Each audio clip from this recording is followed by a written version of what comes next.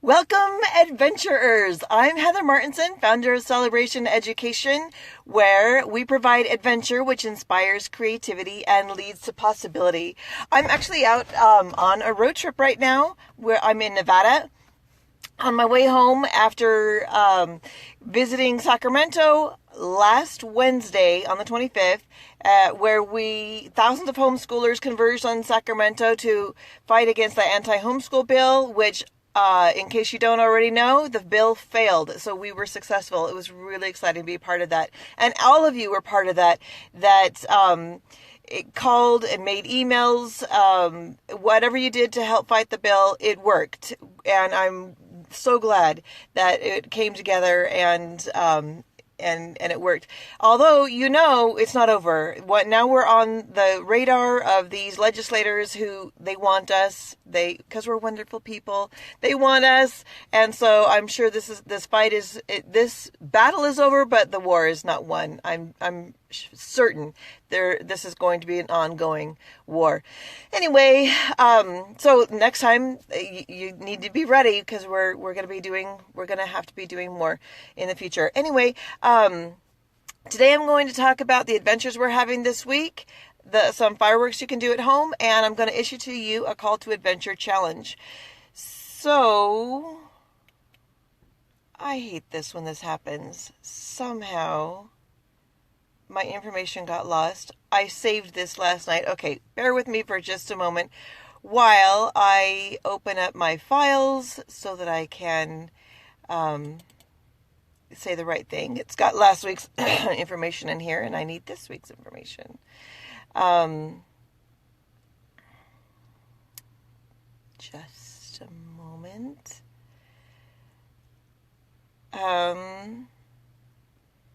So, what are we talking about this week? This week's topic, is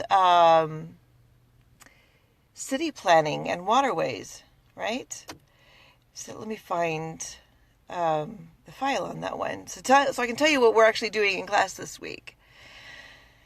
Apparently, I don't have it open. Darn it. I wonder if I can remember. This is embarrassing. Perhaps I'll talk about something else while we're working on it. I know in Minecraft this week, the students are going to observe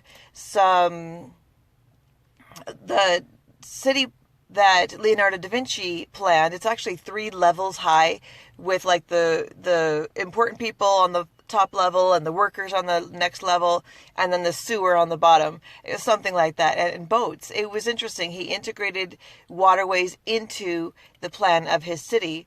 So it was really quite ingenious. The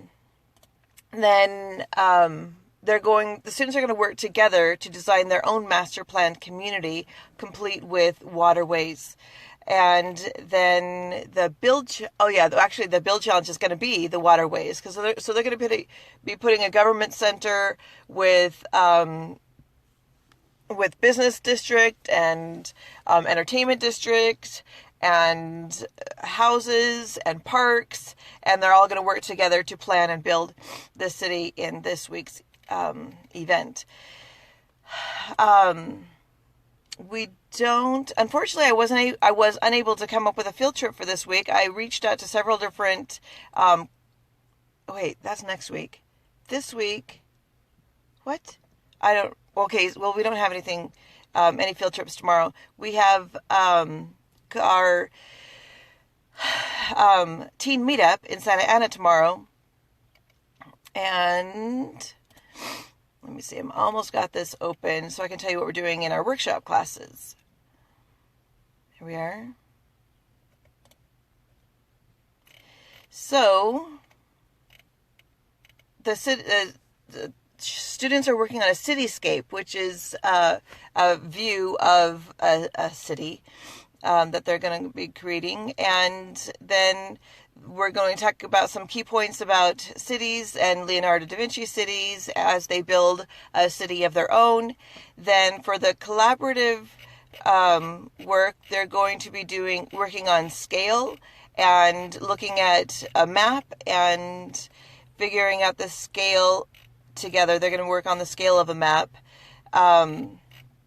Then for the writing activity for the week, or the language arts, they're going to work on prepositions.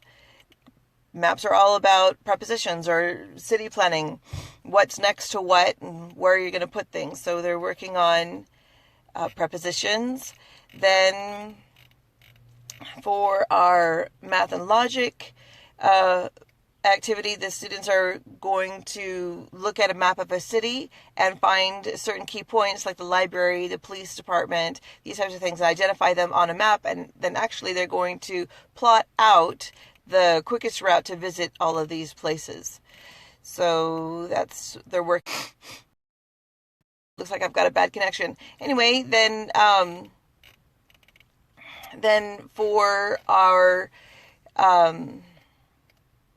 Genius Principle for the week, we're looking at some nice things you can do in your own community, random acts of kindness. And so the students were coming up with ideas of ways that they can pleasantly surprise people with some nice things. Then for our big activity for the week, the students were building a miniature city of their own with different types of buildings and uses, and working together to create their building. Then the final activity is GPS Says. So they're experiencing north, south, east, and west, northeast, northwest, southeast, southwest, by doing the actions that the teacher as GPS says. So those are the activities they're doing in the workshop. Some ideas for some activities you can do at home. Visit an historical site in your city and discuss the site's importance with families. Write it down in your journal. Write an essay on why you believe water is important to a city. I like this one. Make a map of an ideal city. You become the master city planner, and you plan out what you think would be the best ever city and how that would look and function. So those are some ideas for you. Then, let's see. I guess for our philosophy of practice this week, we're talking about true outcome assessments. So you know that expecting all children to have the same educational outcome is inappropriate. It kills creativity and carries no interest for the child, is boring. So when you work with your children, you know you don't need to test your children because you know what they know. When you're working one-on-one with a child, you know what words they mess up on. You know how well they know how to read. You know what math they can do, because you're right there. There's no need to test them. So, and also, I know you know that grades are irrelevant. You don't need to put a grade on your child's paper. That's only if you want your child to be like all the other children of that same age. But that's not what we're after, right? So, so the assessments that we're looking for as homeschoolers is very different.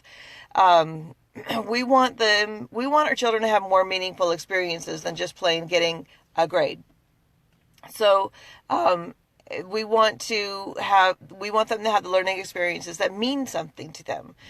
So, we want them to take an interest in things and let them lead the way in what they're learning. So, if they're given an opportunity to work on a project, let them work on it until they're satisfied. It could be 5 minutes. It could be 5 hours, 5 days, 5 weeks, depending what the project is. It could be something that they really want to get into and study and create for a long time. And that's okay. The learning is happening all along the way. And I want you to know that children do like to do a good job. It seems like sometimes they're just slapping together, junk. They enjoy the experience more than the outcome a lot of times, but they do like to have a finished product that looks good. Sometimes you need to help them get around obstacles or help them focus to get to the point where they're completing their project, but help them until it's something that they're satisfied with. The brain is a self-congratulator, meaning that when you do a good job, you feel good about it. You don't need to external rewards. You don't need to say, well, if you do this much now, I'll give you this. You don't need to punish them if they're not working hard enough. All of these things actually work against your child's natural curiosity and abilities. So help them. You can help them with the obstacles they're not quite ready for, that are hard for them, so that they can finish a project. It's just fine. If it's collaborative between you and the child, but if they finish the project and step back and say, I did this, and they're proud of it, it goes a long way to helping them want to do even more projects. So I encourage you to help them complete the projects and help them make it as nice as they would like it to be. I hope that makes sense to you. So and then you can celebrate their accomplishments. When my children were younger, we used to hold events, actually, every 6 weeks or so, where my children got to show off what they've been working on and give us their oral reports for some project that they've been doing. And so it was a big deal with our whole family together. Not a big family, but we would all get together. We'd have whatever they presented to us was what we would congratulate them on, and we would have some activities and a little light refreshments, and just make it important. Make the child feel important for what they've done. And of course, if they know they're going to be presenting, they're going to want to do it better than just plain slapping it together, right? They're going to want to make it presentable. They're going to want to put forth something that they can be proud of, that they can show off. So it helps them to knowing that they're going to show it to people. It helps them in the planning and preparing and working phases to the point that they can feel good about what they're showing off. So that's what we did. I know a friend of mine, she would hold an open house at her home every year at the end of each school year, and she would invite friends and family into her home, and they would have on display the things that their children worked on throughout the year. And the children sometimes would recite things for visitors, and it was a neat experience. I went to one of them, and so that's something that you might want to try. Of course, we have our own closing celebration coming up, and I would love to have children bring to our closing celebration the things that they've worked on, the things they're most proud of, and that they can show off to the visitors at our closing celebration. So keep that in mind, and try to come up with think of some things that your children might want to share. So children don't need large rewards or praise, but it's effective for them to know that you and others appreciate their work, without comparing them to anyone else. Of course, again, we don't want to get back to what standard for anybody. We want to make sure that they are doing what they feel is best, not what anybody else thinks is best. All right. So the challenge I'm issuing to you is for you to go ahead and plan your own end of the year celebration just for your children, maybe just for your family, or maybe invite others. Also, prepare something that your children can bring to our closing celebration. It is planned for, I don't remember the date. It's the day after Memorial Day. Am I saying the right day? Yeah. At the end of this month. So, and share with us your breakthrough moments. Let us know how things go as you try this out. So keep up the good work, moms and dads. Next week we're going to be talking about craftsmanship, and our Call to Adventure challenge is going to be about the importance of making mistakes.